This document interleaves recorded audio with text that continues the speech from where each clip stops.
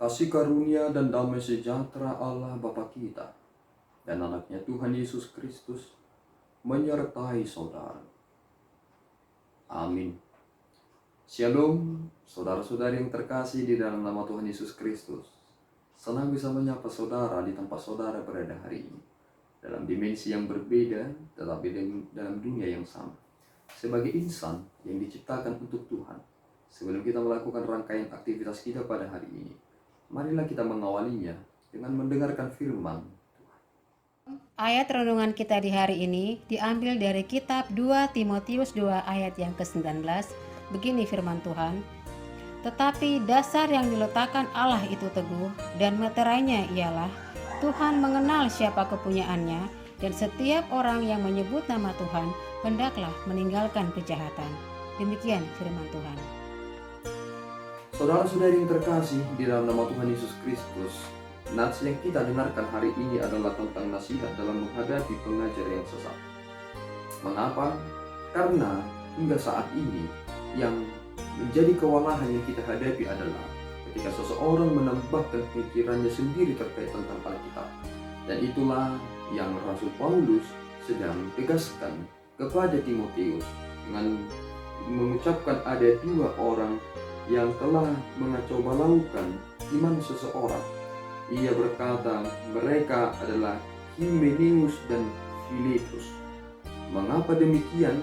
Karena konsep mereka berpikir dan mengajarkan kepada orang banyak bahwa kebangkitan kita telah berlangsung, dan dengan demikian itu telah merusak iman sebagian orang. Oleh karena itu saudara yang terkasih, apa sebenarnya yang kita peroleh tentang keberadaan hidup di dalam Kristus? Dan ketika kita sekarang sudah berada di dalam Kristus, maka apa selanjutnya? Mindset ini sering sekali menjadi cara orang untuk memprovokasi seseorang yang telah berada di dalam Kristus. Ketika ini orang-orang dibenturkan tentang hal-hal yang bersifat lahiriah, dan itu juga yang terus dipergunakan oleh Rasul Paulus untuk membuat kontras perbandingan. Dulu orang melakukan hukum Taurat, tetapi ujung-ujungnya mereka memahami itu sebagai hal-hal yang bersifat kedagingan, dan itu menjadi pemaksaan dan menjadi legitimasi. Dan kini ketika kita sudah berada di dalam Kristus, pembunuhan itu ternyata menuntut kita menjadi pribadi yang dituntut sebagai pribadi yang begitu serius. Orang-orang yang terus menjaga kekudusannya, karena jalan untuk menjaga kekudusannya adalah hidup di dalam pribadi Yesus Kristus dengan bercermin kepada Sang Firman yang telah menjadi daging tersebut.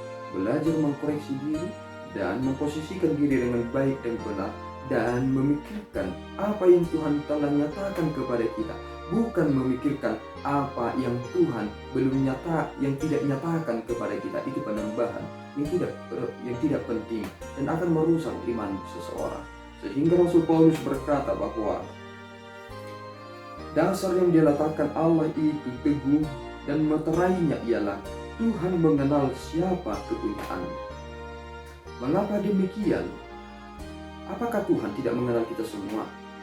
Padahal kita adalah ciptaannya. Tentu Tuhan mengenal kita semua karena kita adalah ciptaannya.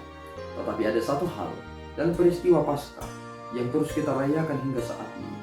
Ketika orang-orang Israel melakukan apa yang diperintahkan Tuhan kepada Musa, mereka mengusapkan darah anak domba di depan pintu mereka, sehingga itu menjadi tanda tentang kepemilikan mereka sebagai milik Allah, sehingga mereka diluputkan dari kematian anak sulung. Seandainya ada orang Israel yang tidak melakukan hal yang demikian, meskipun mereka adalah bangsa pilihan Allah, tetapi karena mereka tidak melakukan ketetapan Tuhan, tentu mereka akan mendapatkan kebinasaan. Sehingga tanda yang hidup dan yang berkuasa yang telah kita miliki adalah ketika kita sudah berada di dalam Kristus, ketika kita sudah dibaptis, kita sebenarnya sedang dicelupkan kepada kematian dan beroleh kebangkitan sama seperti pribadi Yesus Kristus. Sehingga ketika aku sudah dibaptis, maka aku akan terus mempergumulkan itu, sehingga pribadiku yang telah lahir secara daging, yang mengenal tentang sifat-sifat duniawi ini, akan mampu menghadapi sifat-sifat duniawi itu. Dan ketika aku dapat melihat tentang kekekalan itu di dalam pribadi Yesus Kristus dan mencerminkan itu di dalam pribadiku, sehingga ini menjadi pergumulan yang sangat berat. Tetapi banyak orang juga yang salah kaprah tentang pemahaman-pemahaman tersebut, sehingga mereka terlalu antisipatif tentang apa yang terjadi di dunia ini, melegitimasi tentang konsep mereka berpikir dan mengesampingkan ini, berkata ini tidak perlu, berkata itu tidak perlu, segala sesuatunya yang berhubungan dengan ini tidak perlu. Akibatnya mereka sendiri yang kacau balau memahami segala sesuatunya. Tetapi perhatikanlah baik-baik, ketika kita mengimani pribadi yang sungguh-sungguh benar, maka kita akan ditarik ke sana. Sehingga ketika kita mengerjakan ini, perhatian kita tidak lari tentang hal ini, sehingga benar adanya yang satu ini harus dikerjakan, tetapi yang satu lagi tidak boleh terabaikan. Kita sebagai makhluk sosial tidak boleh menjadi pribadi yang anti-humanism.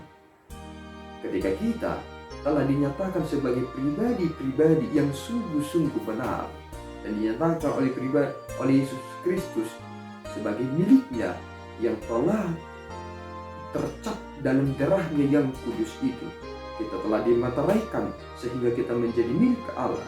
Maka perhatikan dengan baik-baik, ada signifikansi yang jelas ketika terjadi suatu pemenuhan yang luar biasa dalam pribadi Simon Petrus terkait tentang sesuatu hal yang tabu tidak bisa mereka makan.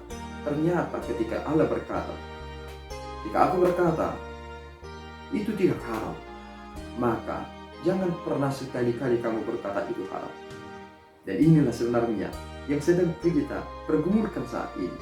Iman itu telah mengarahkan kita untuk pengertian yang baru, sehingga ada hal yang perlu ditransformasi dan ada hal yang tidak perlu direstorasi. Inilah cara Tuhan untuk memberikan kita sudut pandang yang tepat terkait tentang keberadaan kita di dalam Kristus. Oleh karena itu, saudaraku yang terkasih, ada hal yang diserukan oleh Rasul Paulus, siapa yang menyerukan nama Tuhan hendaklah meninggalkan kejahatan. Siapa yang menyerukan nama Tuhan hendaklah meninggalkan kejahatan. Ingat, nama Tuhan itu bukan nama sembarangan. Kita menyerukan namanya untuk seruan pertobatan. Kita menyerukan nama Tuhan untuk seruan puji-pujian. Tetapi ketika kita menyerukan nama Tuhan, jangan pernah campurkan yang najis dengan yang kudus.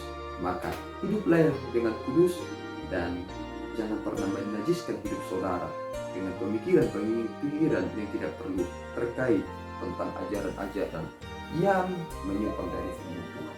Amin. Kita berdoa. Ya Allah Tuhan kami bersyukur atas anugerah-Mu. Terima kasih ya Tuhan atas tuntunan-Mu lewat firman yang boleh kami dengarkan hari ini. Peliharalah kami ya Bapa, supaya menjadi pribadi yang tidak dapat diombang-ambingkan oleh pemikiran-pemikiran yang berasal dari dunia ini, sehingga iman kami tetap kuat kokoh di dalam Engkau. Dan ampunkan dosa kekurangan kami Bapa, dalam Yesus kami telah berdoa dan mengucap syukur. Anugerah Tuhan kita Yesus Kristus, kasih setia Allah Bapa, dan persekutuan Roh Kudus menyertai semua. Amin. Tuhan Yesus memberkati.